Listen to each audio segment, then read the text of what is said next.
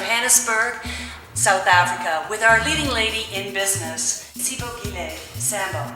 She's the founder and managing director of SRS Aviation, the first 100% black female-owned aviation company that offers clients professional and personalized flight options to destinations around the world.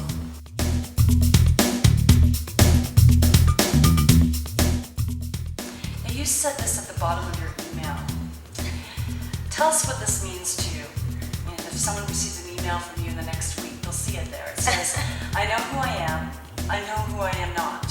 I can never forget where I came from. I know where I'm going. To reach for my dreams and conquer the challenges. I will dare to be different. And I will That's what it says. I have time. And with proper guidance and direction, and with God on my side, nothing is impossible. I am indeed a future leader. That is my philosophy that I referred to at the beginning, of our discussion. That for me, this philosophy, it keeps me grounded. I have seen a lot of people getting into business, as soon as, you have a lot of money, you start thinking differently, acting up differently. But for me, this philosophy, it keeps me grounded. I don't want to forget who I am, and hence I remain humble. I don't go out, flaunting who I am and what I've achieved in life. I remain humble at all times because that's who I am. At the same time, I know where I'm going to. I know my dreams. I know what I want to achieve in life. And I make sure that I go and I follow my dreams. And I would never allow anybody to tell me that you cannot be able to own a charter company. You cannot be able to own an aeroplane. For me, it's a no-no. As soon as I set my mind into achieving something, and for me, it is done. It's up to me how, I get there. So I don't lose sight. I know where I'm going. I will never forget where I come from. I come from a semi-urban area. Other people could call it a little bit rural in Bushbuck Ridge. I know where I come from. And I make sure that in everything that I do, especially with my motivations, in giving back, I still go back to my community. I interact with people. I teach them, how to thrive, to succeed in life. So the philosophy is the one that keeps me grounded and reminding me not to forget where I come from, And I say I will always dare to be different.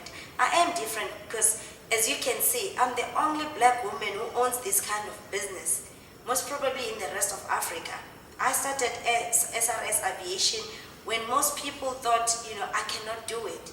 So I dare to be different and say, I can do it, it's possible.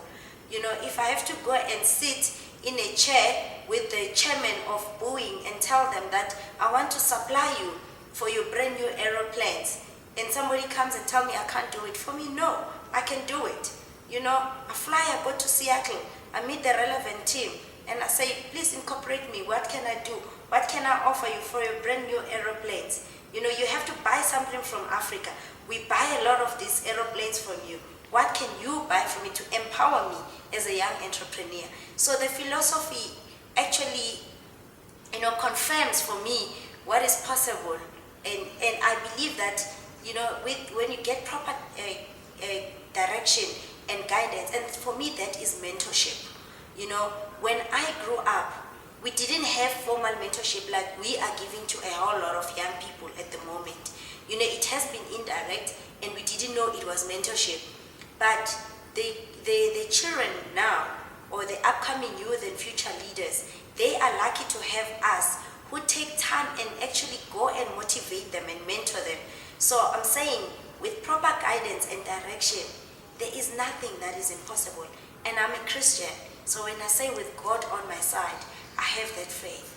Because sometimes things don't go your way, and you have to pray and give it to God to deal with the situations. So for me, I bring spirituality in everything that I do, and that keeps me grounded, and it gives me that faith that I may not have gotten this tender today, but with whatever processes that happen, tomorrow will be my day. If there's one thing that you could attribute your success to, something that happened in your life or an attitude, what would that be? For me, I would attribute my success to I'm a risk taker, and I fear nothing. So once I apply my mind into doing something, I go for it. The worst I can get is a no answer in anything that I want to do. But I know that a no will never kill me. I can wake up the following day and be able to do something different. So for me, it's an attitude that I have. I have such a positive attitude in life, and it has carried me to where I am, today. I have gone through so many challenges, even with this business. At some point, I had lost all my licenses, and aviation licenses are so expensive, and they are time consuming, to acquire them back. And it is because of the greed and the jealousy that some people had that actually got me to that position. But, I persevered with a positive attitude.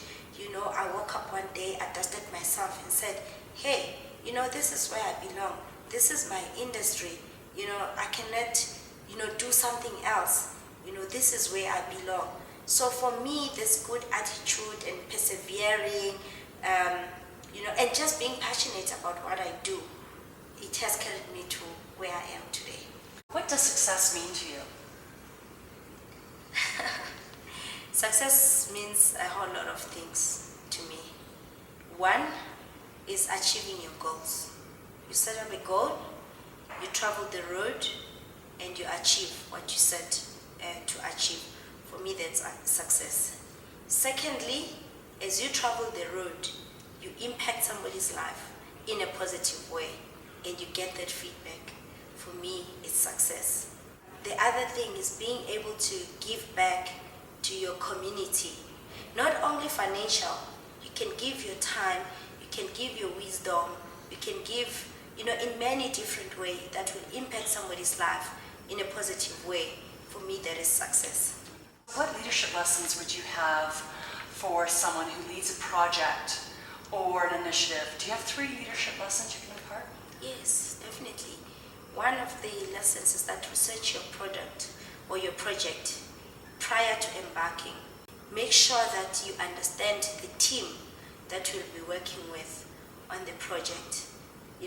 Set out proper guidelines, and project objectives and timelines, so that it's easy also to have your gatekeeper and be able to measure progress as you go along. And as a leader, teach what you do. Be an example yourself. Do what you preach, so that it's easier for other people to follow you as a leader. Now, I know you have a 10-year-old son. Yes. This question's about a 10-year-old daughter. Knowing what you know today, what advice would you give to your 10-year-old daughter? The advice I would give to a 10-year-old daughter is that just be yourself. Don't try to be somebody else. Listen to your inner voice. If you have a dream and you want to achieve the dream, listen to your inner voice. Go out there, do it, and be the best you can be. Now, what do you wish you were told at 10 years old? I wish I was told that I'm a leader at that time, so that I believe from that age, that I'm already a leader, because then it would have created an even better leadership mind in me than I have, at the moment. I believe that the children that we mentor at the moment and inspire at this young age, at the 10-year-old, it's something that you carry with you going forward and never let go. So I wish at 10 years I had somebody who can instill that leadership capacity and capability that I have in my mind. That would have made a whole lot of other things that I failed on in life, because being successful now doesn't mean there are no issues that I failed on in my past. So yes, that would have helped a lot. What are your words of wisdom for African women? My words of wisdom to women in Africa is that we have so many opportunities at this point in time. Let's grab all the opportunities with both our hands. Let's nurture one another. Let's work as a team. Let's not be jealous of each other. Let's nurture each other's successes, and let's just support each other. Let's work together as a team. As women in Africa, not even the sky is the limit. We've got so many industries that we can get into, but we must not forget also our responsibilities at home. Thank you so much for sharing. Well, again, another inspiring interview with a woman that really is a pioneer and a trailblazer in South Africa in the aviation business. So I wish you most success. The sky is the limit, and it truly is. Thank you so much for joining us.